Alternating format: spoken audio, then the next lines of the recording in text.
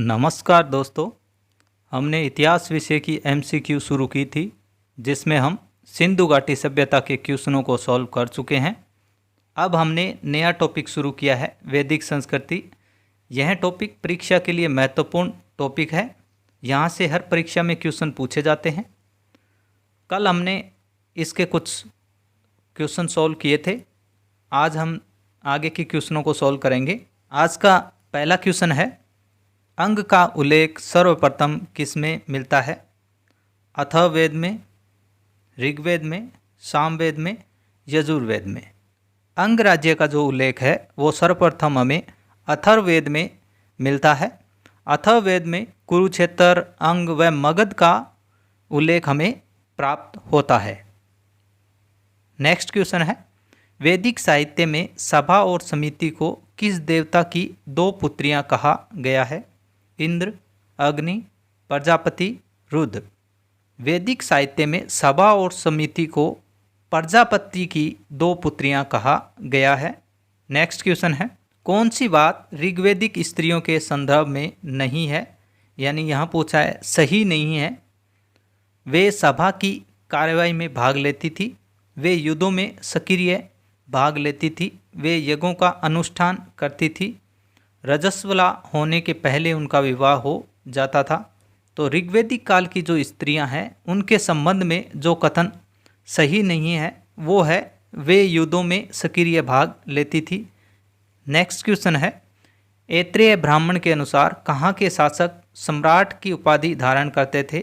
भोज, उत्तर कुरु, उत्तर मड, प्राच्य। जहाँ के शासक सम्राट की उपाधि धारण करते थे वो थे प्राच्य। प्राच्य का मतलब यहाँ है पूर्व दिशा से।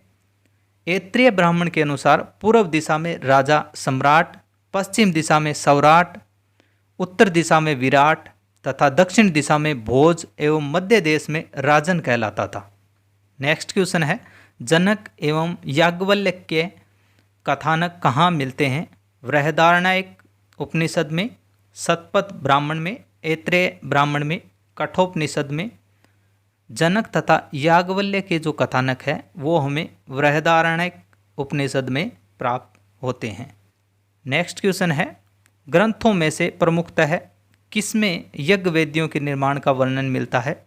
कल्पसूत्र, याज्ञवल्क्य, शूलसूत्र, कठोपनिषद।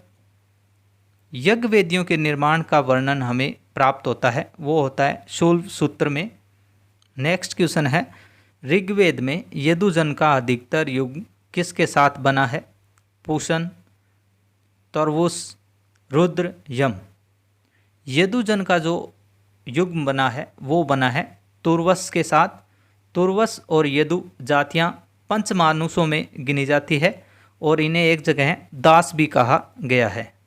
नेक्स्ट क्वेश्चन है, ऋग्वैदिक भरतों का अधिवास था? चिनाब नदी घाटी, बनास घाटी, सतलज घाटी, सरस्वती घाटी। ऋग्वैदिक काल में भरतों का जो अधिवास यानी रहने का जो स्थान था वो था सरस्वती घाटी। ऋग्वेद में भरत जन के राजकुमारों का उल्लेख मिलता है जो पश्चिम उत्तर दिशा से बहुत दूर मध्य देश के पश्चिम भाग की दृष्टवती, सरस्वती और आयपा नदियों पर यज्ञ करते पाए जाते हैं। नेक्स्ट क्वेश्चन है, कौन सा वेद अंशतः गद्य में लिखा गया है? यजुर्वेद, सामवेद, ऋग्वेद, अथर्ववेद। जिस वेद का कुछ भाग गद्य में लिखा गया है वो है यजुर्वेद। यजुर्वेद के दो भाग हैं, शुक्ल यजुर्वेद और कृष्ण यजुर्वेद। नेक्स्ट क्वेश्चन है, वैदिक कालीन पर्वत मुंजवंत निवास स्थान माना जाता था? यम का, वरुण का, सोम का, पुसन का। वैदिक काल में जो मुंजवत पर्वत है वो सोम का निवास स्थान माना जाता था और सोम के बारे में ऋग्वेद में 9वें मंडल में उल्लेख मिलता है। नेक्स्ट क्वेश्चन है, किसने यज्ञीय वैदिक परंपरा का समर्थन किया तथा संन्यास के सिद्धांत का विरोध किया? ब्रह्मावर्त, कुमारिल, गोपत, आर्यवर्त। जिसने यज्ञीय वेदीय परंपरा का समर्थन किया लेकिन संन्यास का उन्होंने विरोध किया वो थे कुमारिल। नेक्स्ट क्वेश्चन है, वेदांग ज्योतिष के लेखक के रूप में कौन ख्यात है? महर्षि, कणाद, वशिष्ठ, लग्ध। तो वेदांग ज्योतिष के लेखक के रूप में जो ख्यात है, यानी जिनको वेदांग ज्योतिष का लेखक कहा जाता है, वो है लग्ध। नेक्स्ट क्वेश्चन है, अनेक वैदिक यज्ञों को दृश्य में संपन्न किया जाता है, इससे किस दिन का तात्पर्य है? अमावस्या, पूर्णिमा, कृष्ण पक्ष, शुक्ल पक्ष। जिस दिन यज्ञों का संपन्न किया जाता था उसे दर्श कहते थे, वो है अमावस्या। नेक्स्ट क्वेश्चन है, ऋग्वेद के किन मंडलों को वंश मंडल के नाम से जाना जाता है? प्रथम से द्वितीय मंडल, तृतीय से सप्तम मंडलों को, द्वितीय से सप्तम मंडलों को, चतुर्थ से सप्तम मंडल को। ऋग्वेद में जो वंश मंडल है वो कहा जाता है द्वितीय से सप्तम मंडलों को। द्वितीय से सप्तम मंडल के मंत्र अधिकांशतः ऋषियों के एक ही परिवार द्वारा रचे गए हैं, इसलिए उसे वंश मंडल कहा जाता है। नेक्स्ट क्वेश्चन है, विष्णु का प्राचीनतम उल्लेख कहाँ मिलता है? अथर्ववेद में, ऋग्वेद में, यजुर्वेद में, सामवेद में। विष्णु का जो प्राचीनतम उल्लेख है वो हमें ऋग्वेद में मिलता है। ऋग्वेद में देवताओं की जो संख्या थी वो 33 बताई गई है। यास्क ने इन देवताओं के 3 वर्ग निर्धारित किए। पहला द्युस्थानीय, दूसरा अंतरिक्ष स्थानीय तथा तीसरा पृथ्वी स्थानीय, और विष्णु इनमें द्युस्थानीय देवताओं में सम्मिलित थे। नेक्स्ट क्वेश्चन है, मनुस्मृति में सरस्वती और द्वस्वती नदियों के बीच के प्रदेश को पुकारा जाता था आर्यवर्त, सप्तसेंधव, ब्रह्मर्षि देश, ब्रह्मावर्त। मनुस्मृति में द्रस्वती और सरस्वती के बीच का जो प्रदेश था उसे ब्रह्मावर्त के नाम से जाना जाता था। सरस्वती एवं द्वस्वती नदियों के बीच का जो प्रदेश है वो सबसे पुनीत प्रदेश माना जाता था, इसीलिए इसे ब्रह्मावर्त के नाम से पुकारा गया। नेक्स्ट क्वेश्चन है, मैत्री संहिता का संबंध है यजुर्वेद से, सामवेद से, ऋग्वेद से, अथर्ववेद से। मैत्री संहिता का जो संबंध है वो है यजुर्वेद से। नेक्स्ट क्वेश्चन है, ऋग्वेद का कौन सा मंडल कण्व कुल के ऋषियों के मंत्रों का संग्रह है? मंडल 2, मंडल 6, मंडल 8, मंडल 5। कण्व कुल के ऋषियों के मंत्रों का संग्रह जिस मंडल के अंदर मिलता है वो है मंडल 8। नेक्स्ट क्वेश्चन है, झेलम नदी का वैदिक नाम क्या था? तुंद्री, वितस्ता, अस्किनी, परुष्णी। झेलम नदी का जो वैदिक नाम था वो था वितस्ता। यहाँ तुद्री लिखा हुआ है, यहाँ तुद्री नहीं है, यहाँ सतुद्री होगा। सतुद्री कहा जाता था सतलज नदी को। अस्किनी थी वो थी चिनाब, और परुष्णी नदी है वो थी रावी नदी।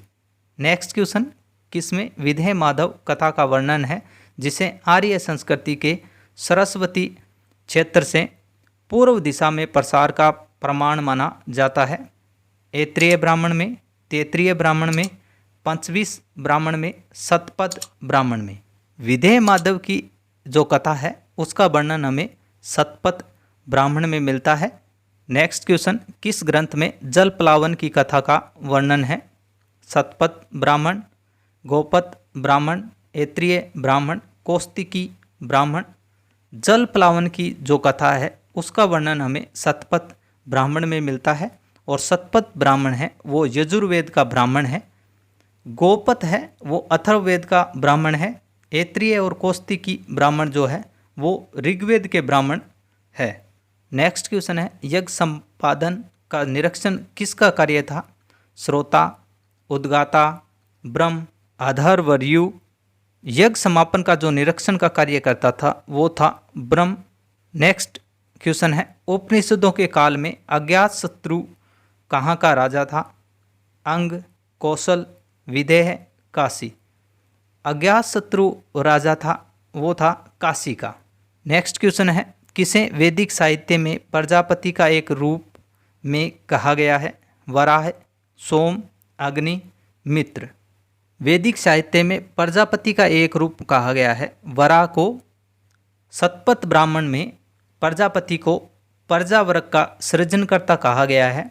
उसी ग्रंथ में एक स्थान पर उसे वराह रूप में दिखाया गया है जिसने पृथ्वी का उद्धार किया था। नेक्स्ट क्वेश्चन है, दशराज्य युद्ध का संबंध किससे था? शांतनु, द्व्यापी, सुदास, दिवोदास। दशराज्य युद्ध ऋग्वेद में आता है और वो सुदास राजा से संबंधित था। सुदास राजा ने 10 राजाओं के संघ को एक साथ पुरुषनी नदी के किनारे पराजित किया था। नेक्स्ट क्वेश्चन है, वैदिक समाज में नियोग शब्द का क्या अर्थ था?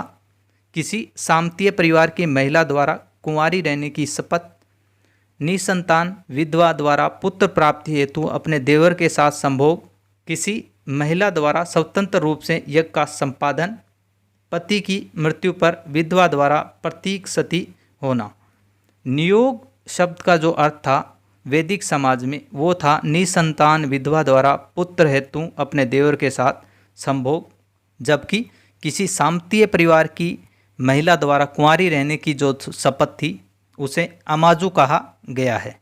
नेक्स्ट क्वेश्चन है, किसे सोम यज्ञ कहा जाता था? अग्निहोत्र, पितृयज्ञ, श्राद्ध, अग्निष्टोम।